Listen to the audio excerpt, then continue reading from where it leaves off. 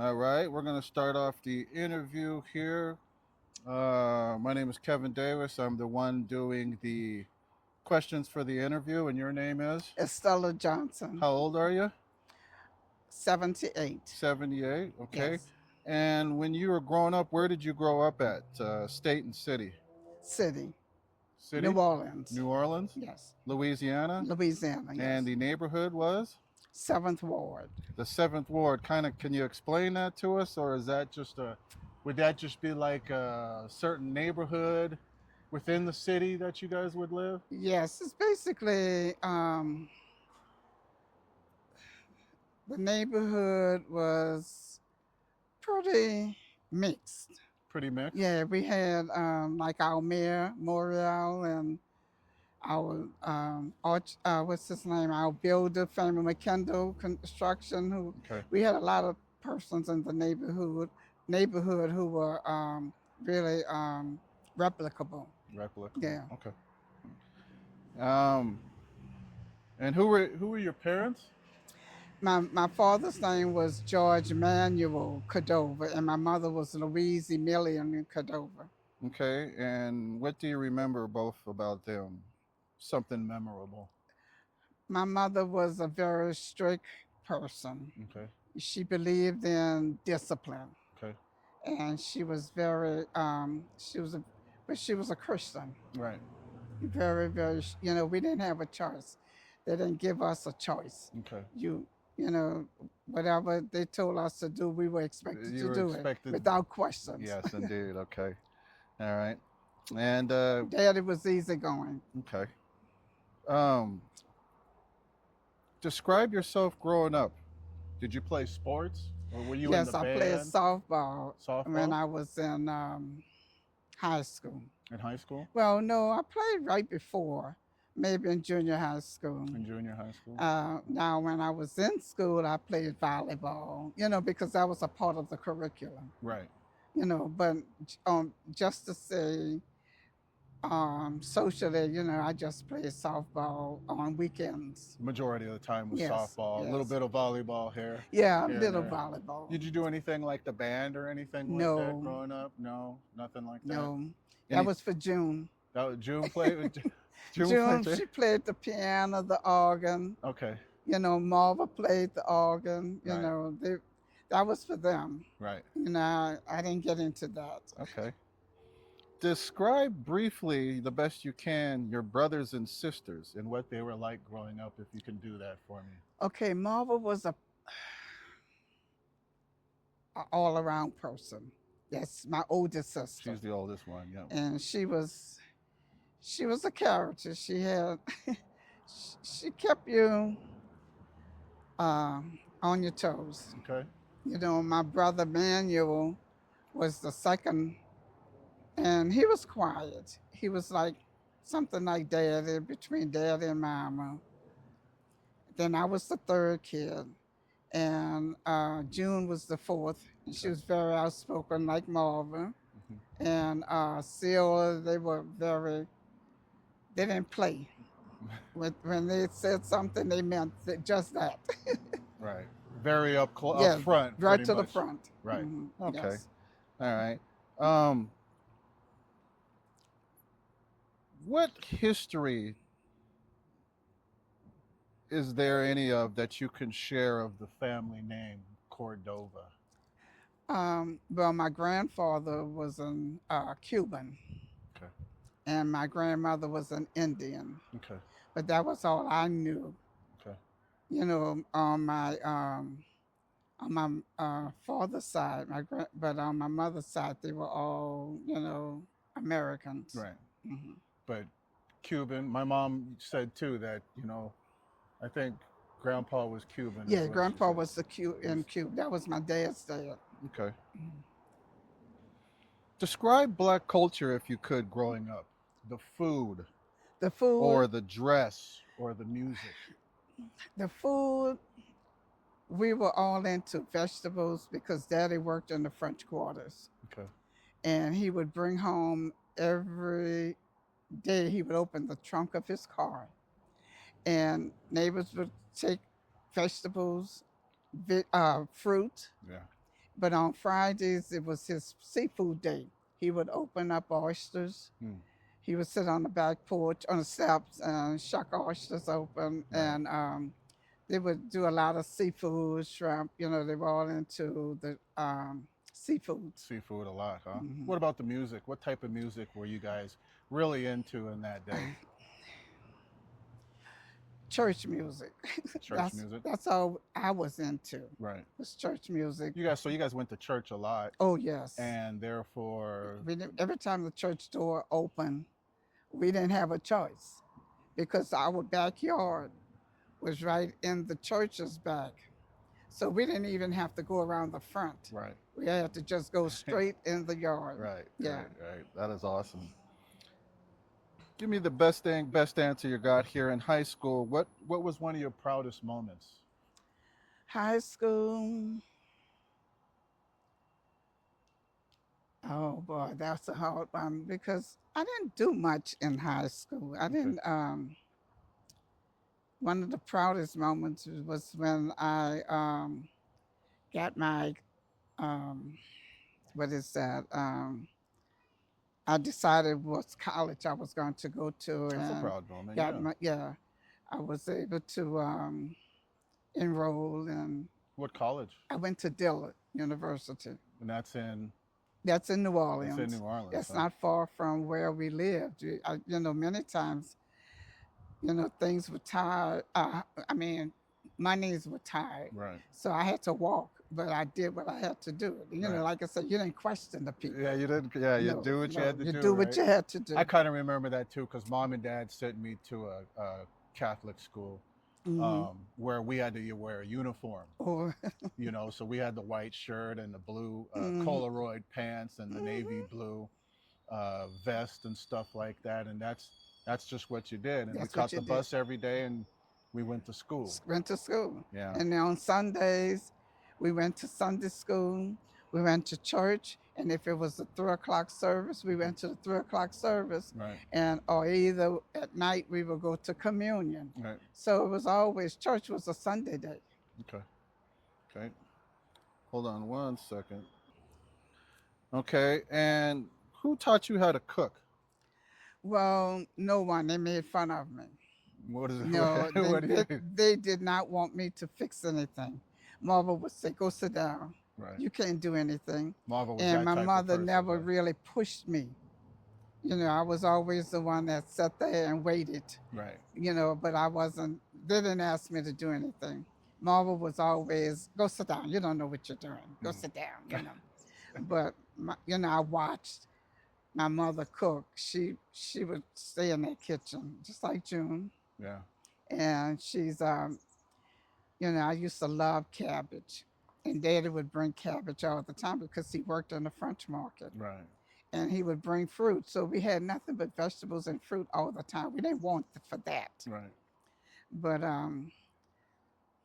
basically, fruits and vegetables. I would think like the French market would kind of be like the Pike Place market here, just a big market A square. big market, very large market. Yes. Kind of like a A place Walmart. where everyone would come Yes. and meet on a certain day or something like that. They would just go out there, and persons that had cars, they would bring their car and fill up their trunk with watermelons, Yeah. cantaloupes, and things like that. But it was a very large area in the quarters. What was one thing your friends back then would say about you? About me, Yes. quiet. Well, Kind I of never reserved. really got resolved. I mean, Reserved. reserved. I Right. never really got involved with much of anything. Um, I played ball. I took music. I didn't have a choice. I Mhm. didn't like it. Yeah. I definitely did not like it. I was in high school. I was at Joseph S. Clark, and we were at a sock hop, and the music stopped. And the principal got on the microphone, and she said, Estelle Cordova, Your mother said it's time to go to piano lesson. The whole place fell out. That was the most embarrassing time of my life. Right, right, But I had to stop and go. And then we got soaking wet going there. June and I met, and we got the bus right. and went to a piano lesson. Okay, But that was basically all I did in high school. awesome. And what were you most afraid of growing up? I was afraid of death. Hmm.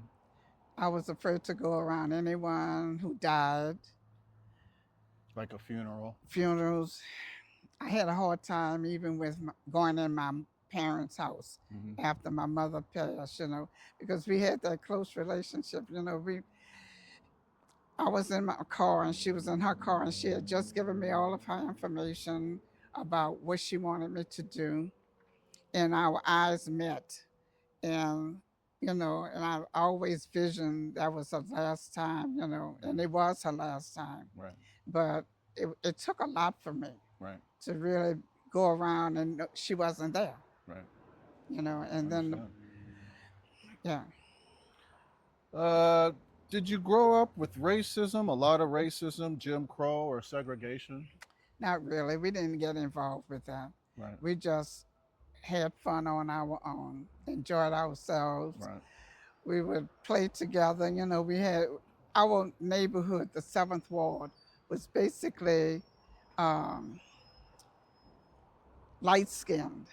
hmm, We were the dark skinned kids, but they did not discriminate. right, We were all together, you know, and we had fun together. right. We enjoyed one another. Okay. Uh, well, then, to kind of carry off into that, then what did the civil rights movement mean to you? Coming together, trying to get people together. And it was difficult because there was a lot of racism in the city, period. Hmm. And it was just trying to get us to realize there's love, and regardless of what you might think, hear, or see, Right, you're supposed to show love, right, and you're not supposed to discriminate. You know, just love one another. right. That's That's what. good. That's good that you were raised in that type of environment. Yes, Right. Okay. And where were you when your husband proposed to you?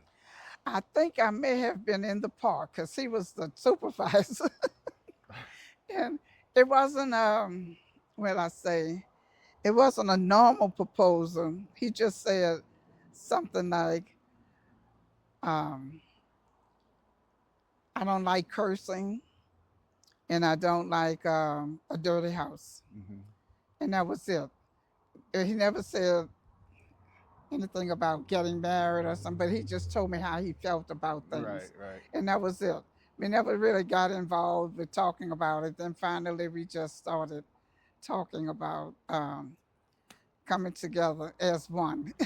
Was he a pastor then, Yeah, or no, no, no, not at the no, time? no. He was a teacher and a recreation supervisor Okay, at the park. okay. Yeah, but he taught school in the day, and he was, and that's at in the afternoon after school. He was supervisor at the park, Horton Park.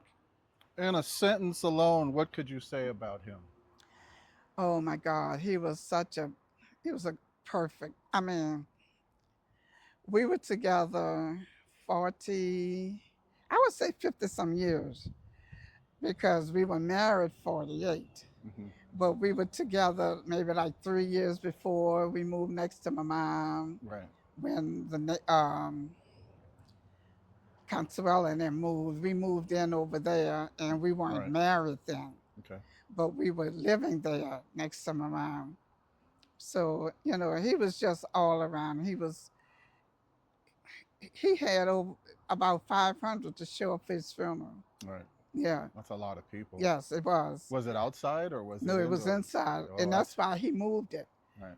He had everything changed. He knew it wasn't going. They could not seat the people in the church we were at. Hmm.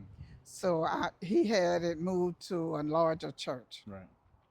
and Sean made 500 programs, and there's about 50 left. But he said no one went upstairs and put the programs upstairs, where the people were Right. sitting. But he could have gotten rid of all 500. Okay.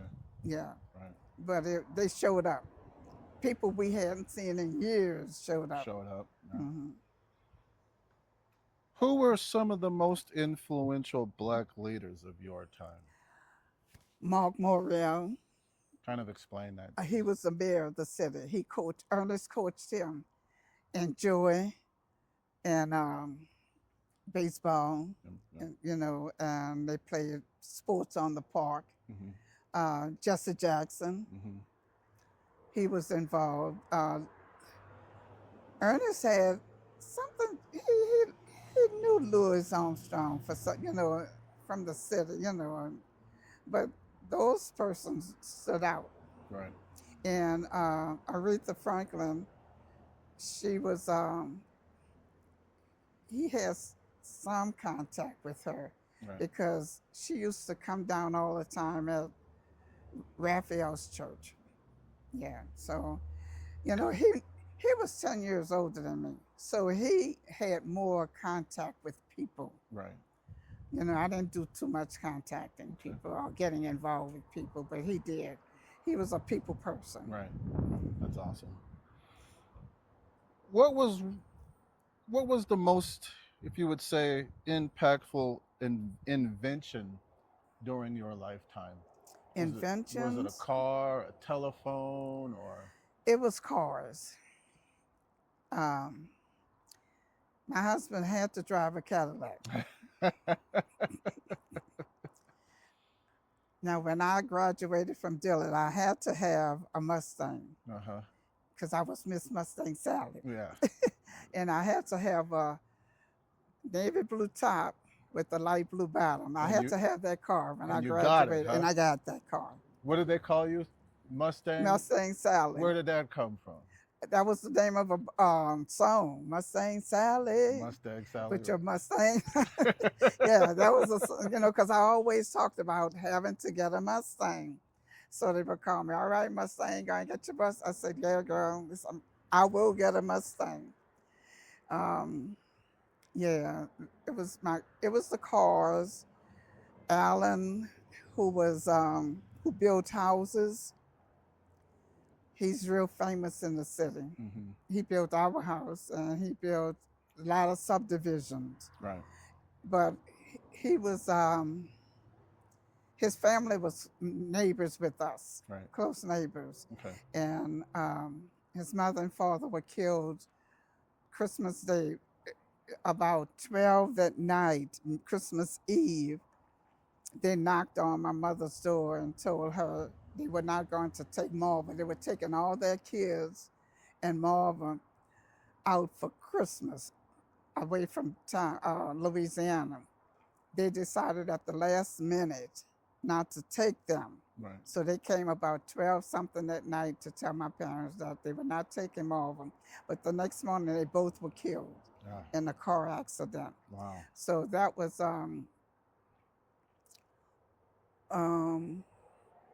one of the events that happened. Yeah. But other than, yeah, I can't remember. If you could go back to any 10-year period in your life, what would it be? Would it be when you were 20, 30, 40, 50? 40? Yeah. And you were talking about that earlier. Can you, if you best you can, kind of just elaborate on that? You were talking about, I think Sean was born maybe. Yes, I got married. Right. After we had our little 3-year deal, we got married. And we were together we were together maybe like 2 years or so before Sean was born. We were married then. Yeah. And because we got married in 75. And Sean was born in 77. Okay. And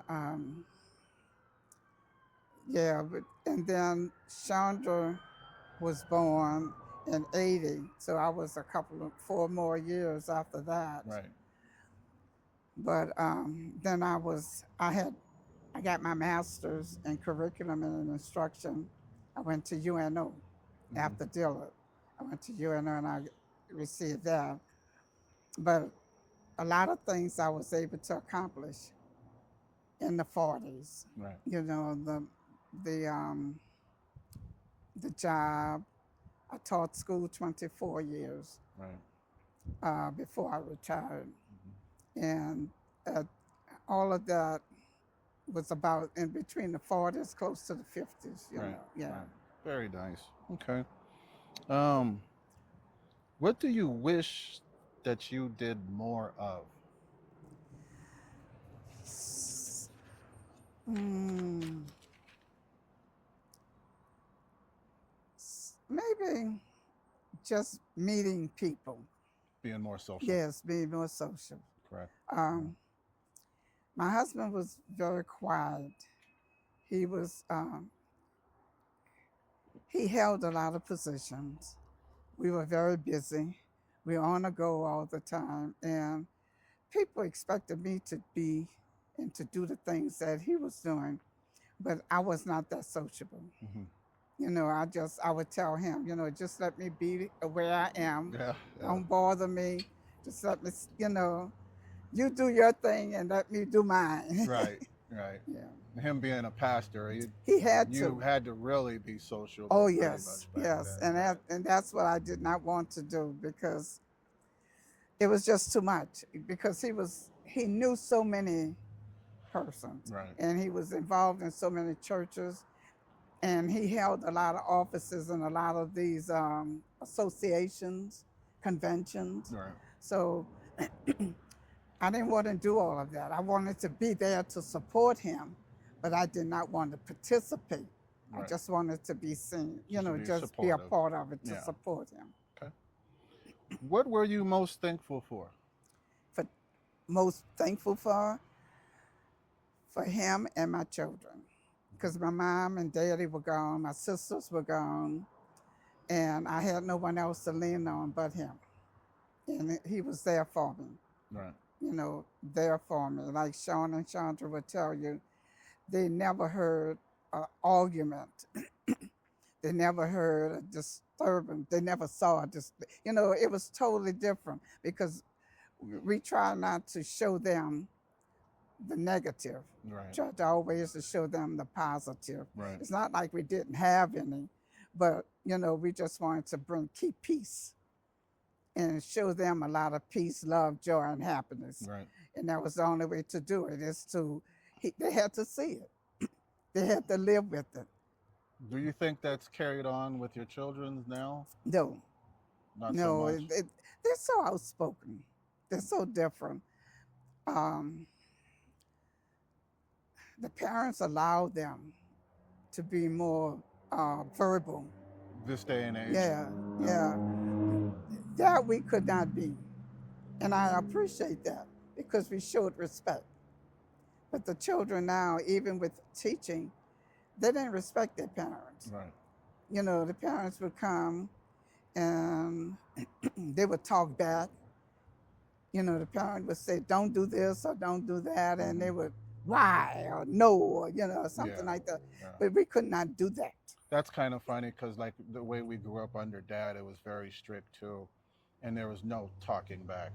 There wasn't even thinking of talking back. Oh, yeah. You understand what I mean? It was on a level, and I respect that so much nowadays because you're right. Nowadays, you look at how kids grow up. There's almost no respect No for respect. elderly, for older people, or just in general, people in their age brackets. Mm-hmm. You know, there's just no respect. No And, respect. you know, regardless if you grew up hard or if you grew up tough, or at least you knew it had good intentions and it was good in the heart. That's right. You know what I mean? That's Because right. you look at me, James, and Shane. None of us have gotten into any crime, never been to jail. Perfect. So, yeah, perfect. I don't want to say perfect, Yeah. but I mean, it taught you self-respect. Self-respect. That's right. Yeah. And that's what we wanted to instill in them. To and also, if you respect your parents, you're going to respect yourself Right. and persons around you. Right. But that was very important to Right. make sure that they remembered what they were taught Right. and what they saw, because children only do what they hear and see. That's it. That's it. I've learned that myself. Yes. Yeah. How would you like to be remembered? As a Christian, I do my best. I do my very, very best. I trust in God. Um, I'm going through a little situation right now, but I know He's going to bring me out Right. because of I do what my husband taught me to do, to put your total faith in Him. Mm-hmm. Trust and never doubt. He will surely bring you out. And the scripture says, take your burdens to the Lord and leave them there, Right. and He'll take care of you. Right. And I've learned, and I'm learning more Right. to do that now than I did even in my 40s or during, at that time, because I've gone through a lot. I've Right. lost a lot of family, Right. and I've, my mother-in-law, she was a good person. She was a good person. We lost her as well during Katrina. Wow. And, but I've learned to love more. And like I try to teach Sean and Chandra, regardless of what they say about you or how they react towards you, you have to love them regardless. Right. To be blessed, you have to show love. Briefly describe Sean and Sandra. Sean and Chandra, totally different, both of them. Okay. Sean is trying to do everything his dad had asked him to do for me. And he goes out of his way. And I thank God for Sean, because Sean is working overtime to please me. Mm-hmm. And I know why he's doing that, because he said, my daddy looked me in the eyes and told me, you take care of your mother and your sister.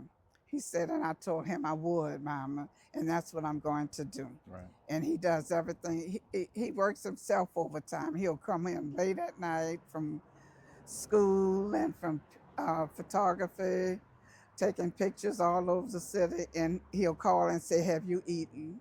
Mm-hmm. Do you need anything? Do you want anything before I go in? But he wants to make sure that I'm taken care of. Right. Chandra's very outspoken. Whatever comes up, comes out. Chandra's identical to Marva and my mother-in-law. Right. And she doesn't care. Yeah. She'll just say, she got into a little situation at the church week before last. And she felt they should have honored me, and they did not. But see, I don't have a problem with that. Right. And she went to the pastor. She told him, she said, and they called, and she said, call your board. And I want to let them know also how I feel about this situation, because my mom's been here working hard, Right. and she should have been the first one, but that doesn't bother me, because they can't bless me. Right. And that's what I told him. I said, they can't do anything for me other than talk about me, and that's not doing anything to me. Right. So don't worry about that. And I said, you can't let what people see here and that. You can't worry about that. Okay. But she's so outspoken. Right. What? Huh? No, In your mind, is that a good thing or a bad thing? At times it's good. Right. It has its ways. At times it's good. And at times I think it's just out of order. Mm-hmm. But that's her. That's her. That's her. And right. it came down, like I said, my mother-in-law was just like Marva. Those two are like this. And Chandra is just like them. Right. Sean is very particular what he says and how he says it and who he says it to. He's not that verbal.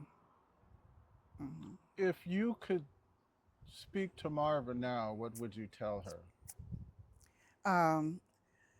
I have grown, because she always felt that I was just too soft.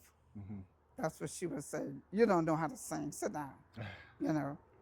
Or they'll be trying to line up for the choir or something. Or just go sit over there, you know. It was always a pushover. Um, Was that her just being the older sister and just she was just being a brat. right, That was Marvin, right, you know, and she felt she could have got away with it, but she didn't do that to June or Silver. right? She didn't play that with them. They were more spoken. Is that why, Oh, or were they?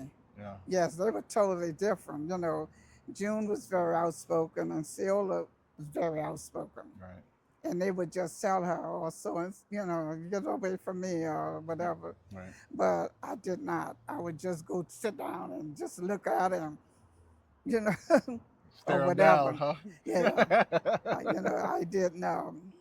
Same I didn't thing. Same push it with her. same thing on this note. What would you, if you could speak with Manuel? Manuel, Yeah. he was so quiet.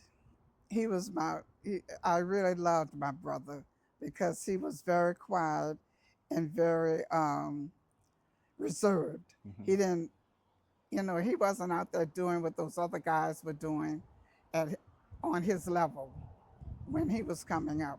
You know, he started out at, he was a very good athlete. Hmm. And he got this scholarship to Grambling University, but he didn't keep it. Right. But he did not resort to that other side that used to be in the park and all around where he used to be at. Right. He kept himself different, Right. you know. But he was a good person. He was very quiet. Okay. If you could look or go back and talk to your younger self, what would you say to yourself?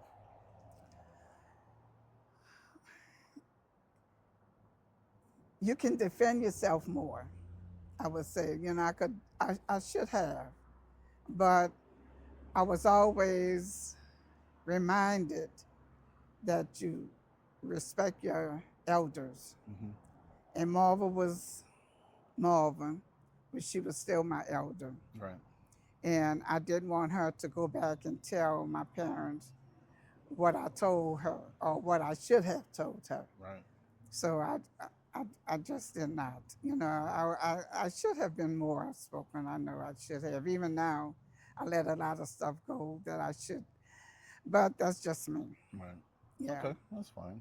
Mhm. And my final question to you is, what do you have to say or tell the future generation about life growing up and dealing with certain situations? Say Emery or Kevin Jr. Mhm. or Kyrie or any of Sean's children. Yes. What do you have to tell them about their future and to learn from the past?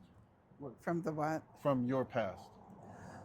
First of all, you have to love God, love your parents, love your family. You have to show respect.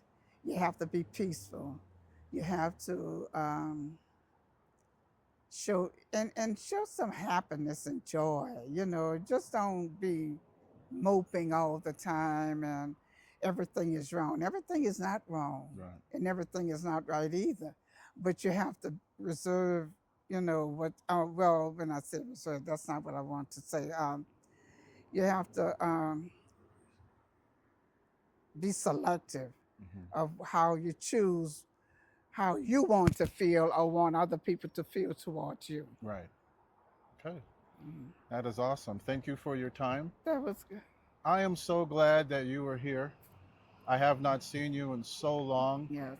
and I always enjoyed going over to your house Yes. and just being in your company. And Mhm. of course, with Sean and Chandra, those were some of my favorite moments growing up. Yes. And anytime we went down to New Orleans, I just reveled in being in your presence because it gave me another perspective from my mom. Mhm. I don't know if I could say you guys were kind of the same, but I kind of feel the same soft spoken presence from the both of you guys.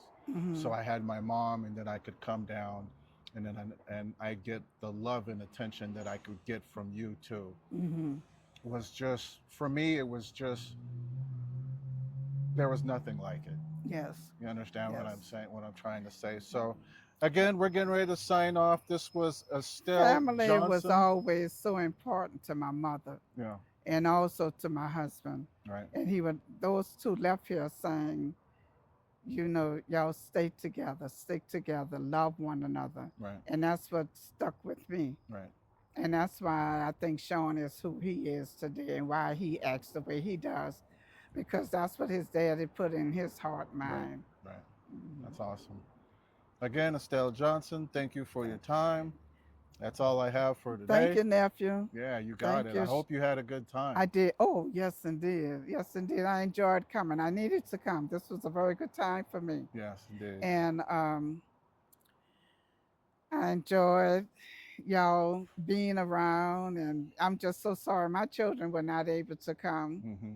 you know, and that's what Sean said, yeah, we have to try to work on something that we all can get together Yeah, and enjoy one another that's right. because life is so short. Yeah, yeah, And you need to be able to have that family union right, contact. right. Hmm. All right. Thank you. Okay. Love you, Shane. I mean,